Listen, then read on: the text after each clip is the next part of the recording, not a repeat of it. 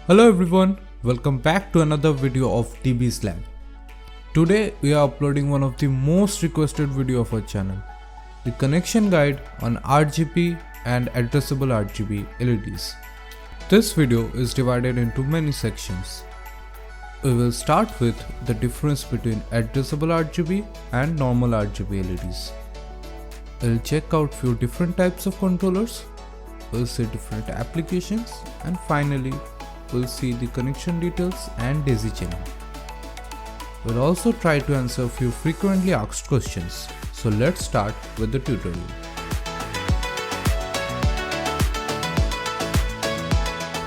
So RGB LEDs have now become a market trend, especially among gaming PCs and peripherals.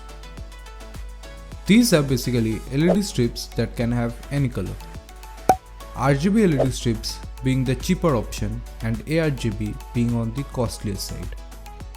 So it's often confusing why ARGB is costly. We'll clear that out. RGB strips mostly come in a kit form, having a 5-meter roll of RGB LED, a power supply and a controller with a remote. The lighting effects are static, fade and strobe.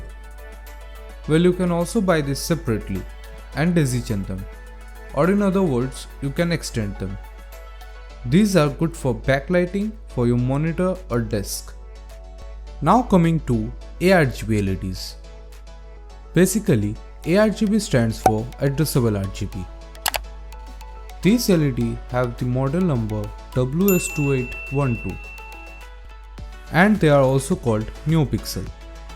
The cost factor is mostly because of the inbuilt microcontroller embedded into each individual LED of the strip.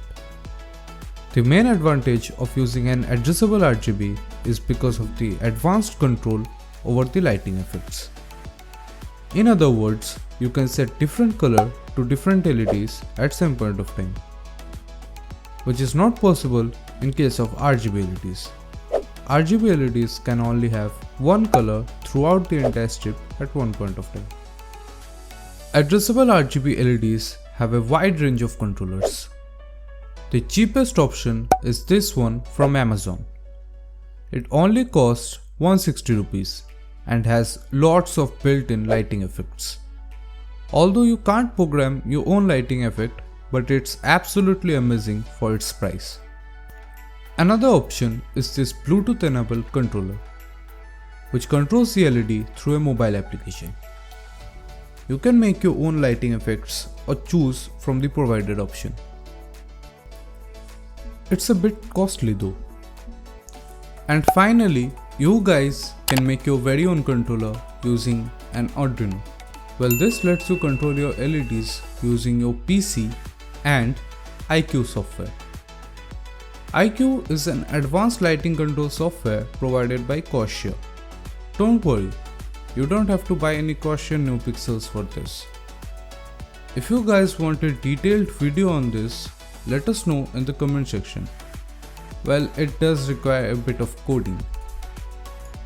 Here are few projects we did using NeoPixel LEDs, a GPU backplate and a headphone stand.